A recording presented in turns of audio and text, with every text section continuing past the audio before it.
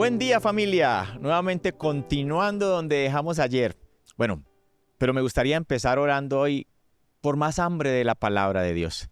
Ya estamos llegando al final de este ayuno y realmente como una de las cosas que más quisiera que quedaran como estilo de vida es hambre de Dios, hambre de su palabra, hambre por Él, hambre por su presencia. No solamente como en este tiempo donde todos iniciamos juntos, animándonos, ayunándonos, orando, creciendo en generosidad, sino cada día, los 365 días del año. ¿Te animas? Oremos. Señor, gracias por permitirnos este tiempo de ayuno. Y Padre, oramos que no solamente crezcamos en hambre de la palabra, en oración, en generosidad, en buscar más de tu presencia, en adorarte en este tiempo, sino que se convierta en un estilo de vida en nuestras vidas, los 365 días de cada año. Amén. No podemos ser gente desnutrida espiritualmente. Debemos alimentarnos diligentemente con la palabra de Dios. ¿Qué implica esto? Leerla, meditarla, estudiarla y vivirla. Mire, cuando dejamos de hacerlo, vienen muchos problemas. ¿Qué pasó cuando Adán y Eva fueron tentados? ¿Sabes por qué fueron tentados? Porque dejaron de lado la palabra de Dios. ¿Qué les había dicho Dios? Vamos a Génesis 2, 16 y 17.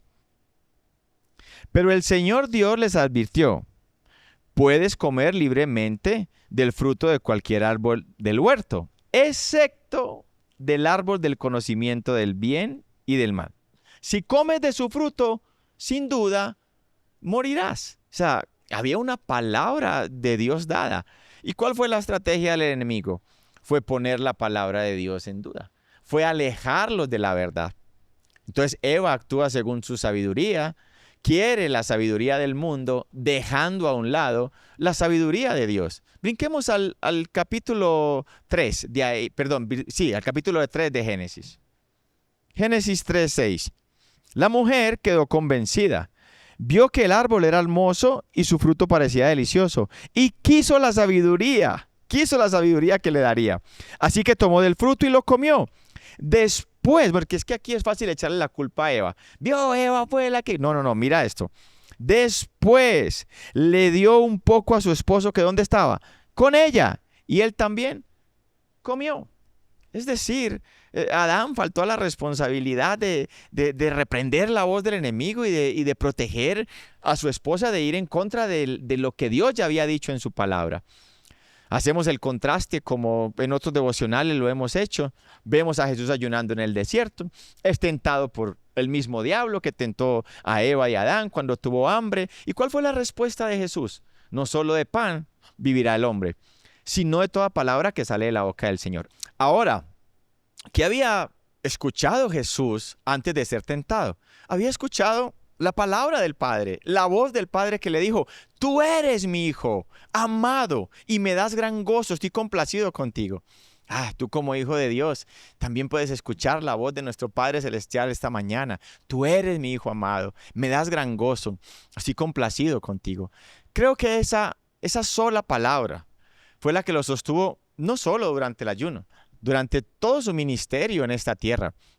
Incluso hasta el final, en lo más doloroso, en la cruz. Y digo lo más doloroso no solo desde el punto de vista físico, sino también desde su corazón, porque es cuando Jesús sintió que el Padre lo había abandonado. De hecho, es la única parte en la Biblia donde Jesús no llama al Padre, Padre, sino que le dice: Dios mío, ¿por qué me has abandonado? Sin embargo, aún en ese momento difícil, Jesús se mantuvo en fe y completó su misión. Gritó con fuerza: consumado es, en griego, tetelestai. Y ahí fue donde entregó su espíritu. Uno creyera que fue un susurro de Jesús, pero no, fue un grito de victoria, de la victoria tuya y mía, porque es en la cruz donde está nuestra victoria. Pero entonces es la palabra de Dios la que nos da la fuerza para vivir y para terminar bien la carrera de la vida. Y es la ausencia de ella la que nos debilita, la que nos llena de temor y nos hace más vulnerables a las tentaciones y ataques del enemigo. Estoy seguro que recuerdas la famosa historia bíblica de David y de Goliat. Este gigante que tenía no solamente atemorizado a todo el ejército de Dios, sino aterrorizado. ¿Por qué? Porque ellos habían olvidado las promesas de Dios.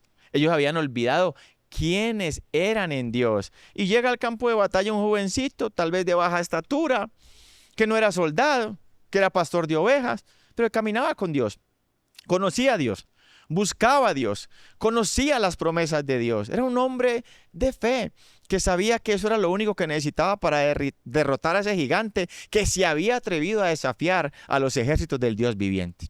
David estaba seguro que la misma fe que lo ayudó a vencer al león y al oso era la misma fe que necesitaba para vencer a este gigante. Familia, nuevamente, ¿de dónde viene la fe? De la palabra de Dios, de conocer a Dios, de creer en Él, de confiar en Él y en lo que Él ha dicho. Creo que gran parte de todo el pecado, la destrucción, la indiferencia y el dolor que estemos viendo es que mucha gente ha dejado de lado, como sociedad han rechazado la palabra de Dios como fuente de autoridad para nuestras vidas. Se han estado alejando de los diseños de Dios, se han estado alejando de la sabiduría del cielo y reemplazándola por la sabiduría humana. Ahora, es hora de que vuelvas a la fuente que tiene la fuerza, que tiene el poder. Hey, hay cosas muy buenas, yo no estoy cuestionando eso, pero nada se compara a la palabra de Dios. Y cuando pones el peso de la palabra de Dios, te das cuenta que ella es la que tiene el poder, que ella es la que tiene la fuerza. Jesús dijo, mis palabras son espíritu y son vida. Cielo y tierra pasarán, pero mis palabras no pasarán.